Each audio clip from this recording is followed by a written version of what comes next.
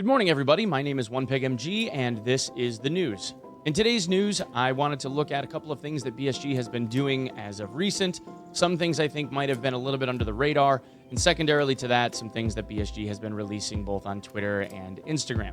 But as always, if you guys find the content valuable, the thing that I ask for once a week or every 10 videos or something like that is that you consider clicking on the old subscribe button, blah, blah, blah. Pretend that I just went through the whole spiel. There's links in the description. Now, the largest piece of news this week that BSG has released, along with the largest number of memes on Reddit as a result, has been the release of some information, namely a screenshot of the military base boss, Glukar. At least I think that's how you pronounce his name. If so, it sounds an awful lot like glucose. Maybe we'll just call him Sugar. But in the screenshot, you can see he's a rather large gentleman, kind of akin to Arnold Schwarzenegger, pointing off in the distance to one of his minions manning a 50 cal. He's holding a suppressed Ash 12, so this looks like it could be a pretty interesting engagement full of large caliber ammunition. One of the things that I did want to draw attention to regarding this screen cap, though, is this in the background. If you notice, the uniform that he is wearing is not the typical uniform of a Bear PMC. In fact, this is one of the new, it appears to be, uniforms. The other noticeable difference here is that this is the first time that we've seen any renderings of any PMC or bot with facial hair. And in this case, he has a pretty sizable beard. It will be interesting to see how many guards this guy has. The other piece of this that I found to be a little bit interesting on thinking about it is in kind of reviewing all of this that they put out. We know that the weapon placements inside of the military base are stationary. They're located in several different areas. There's one on the train, some on a couple of different buildings, and this one looks like it's almost near the border of the map, maybe in a corner somewhere surrounded by sandbags. Now, as far as we are aware, these weapon placements are completely stationary. You can't pick them up and just move them anywhere. So it almost appears like where you find stationary weapon placements, you're also likely to find a potential spawn point of the military base boss. And we also know that PMC bots and scavs, normal scavs, will be located in the Milbase. So scav running and trying to kill this boss with his guards is also potentially a thing. We'll have to just kind of wait and see what happens. But, I mean, man, if they aren't good at generating some serious hype, right? The second thing that I wanted to visit in this case has to do with Reshade. As always, this is an issue of contention, has been for a very, very long time. And it seems like for the time being, there's a large number of people that are able to use an older version of Reshade with some very minor shader effects, and BattlEye doesn't really mind. However, what I have noticed in my own gameplay and the gameplay of several others is that sometimes Reshade will still end up being caught by BattlEye, even using shader packs that BattlEye deems to be okay the vast majority of the time. Somewhere around 40 to 50% of the time that I go to start an instance of Tarkov, BattlEye still ends up flagging that instance of Tarkov as being potentially malicious, leaving me then to have to Alt F4 out of the game, if only then to restart it and not get that flagged BattlEye window. The only other piece of this that seems a little bit intriguing to me as well is that when running those Reshade shader packs that BattlEye deems to be somewhat okay, the Tarkov instance seems to be more unstable. For those of you that have come and seen the stream, you know that when it comes to Reshade, I'm pretty indifferent as long as it isn't game-breaking stuff. And it seemed as though BattlEye was doing a pretty exemplary job of that. However, in regard to the game instance itself, there seemed to be several times where the game would crash, and we weren't really sure what the hell was causing it.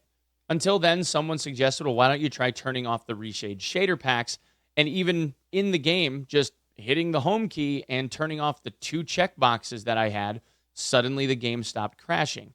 So there does seem to be some type of interaction between Reshade, BattlEye, and the Escape from Tarkov exe file that the game just doesn't like, or BattlEye just doesn't like, and is closing the game down. Now, the interesting thing when the game is closed in this manner, there does not seem to be any kind of crash report window that comes up asking you if you would like to send in a bug report.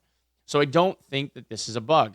I think that this is BattlEye's way of telling you Reshade bad. We're learning, and we're probably going to keep you from being able to use this in any kind of real capacity. Now, for the rest of us, there's also NVIDIA Freestyle, but it seems like BattlEye is also catching a lot of the extra shenanigans that people seem to want to try and pull using NVIDIA Freestyle even. So that looks like it's even starting to get more and more whittled down. My only hope in this is that they just ban all of this crap entirely, and Tarkov ends up themselves adding a couple of like very, very basic sliders so that if you want the place to look like a cartoon, you can do that. In the meantime, seriously, just cut the shit. What the hell? And before I get the 3 comments of people that say Reshade works perfect for me, if that's you and that's the case for you, congratulations, you're among the minority. We all feel wonderfully happy for you. For the rest of us, just let it go. Now, the last thing that I want to revisit with this really quickly just has to do with face shields, specifically the visibility of wearing face shields. Now, we know that from testing that every piece of glass that is used on the face shield, regardless of whether it's an Alton or ZSH face shield or the Fast MT's face shield, every piece of visible glass on all of these different face shields is the same textured model. The only difference between the face shield of that of a Fast MT and the face shield of an Alton is that the face shield of an Alton has letterboxing. That's really, really it. But I want to take a look really quickly at the scuff marks. Now, I just want to draw some quick attention to the visible face shield face plate itself. If you notice, you can see pretty clearly the swirl marks, you know, the little spots here and here, the scuffs on the face shield here, etc., right? It seems like it's not overly annoying, but it's still noticeable. And I want to make sure that everybody kind of sees this, because this was from 2 weeks ago during, you know, some random stream. Now that we've looked at that, I want to take a different look at a stream from yesterday. So this is a reel from the stream from yesterday. And right now, the face shield on my helmet is down. And very, very, very subtly, can you notice those same swirl marks? And I want to be completely clear that I have not changed anything having to do with my setup, my broadcast, the color density, the gamma correction. None of that has been modified in any way whatsoever. Yet here we are walking around in labs, and the face shield in this case is down. Now, there were some other tests that I ended up running where you could see the face shield go on, face shield come off, and there is a very, very subtle glass effect here, and the texture for the face shield is still present. It's just not pronounced anymore. So I don't know if this was a stealth change that BSG made in the last couple of days, but it is extremely, extremely noticeable.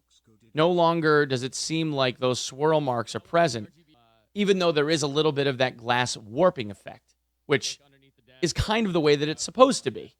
The other thing that I also noticed is when you get hit in the face shield, if it is a single shot, let's say, it doesn't make that really white starred pattern anymore like we've been used to seeing. It almost cracks like clear ice, where you get like those very, very fine cracks.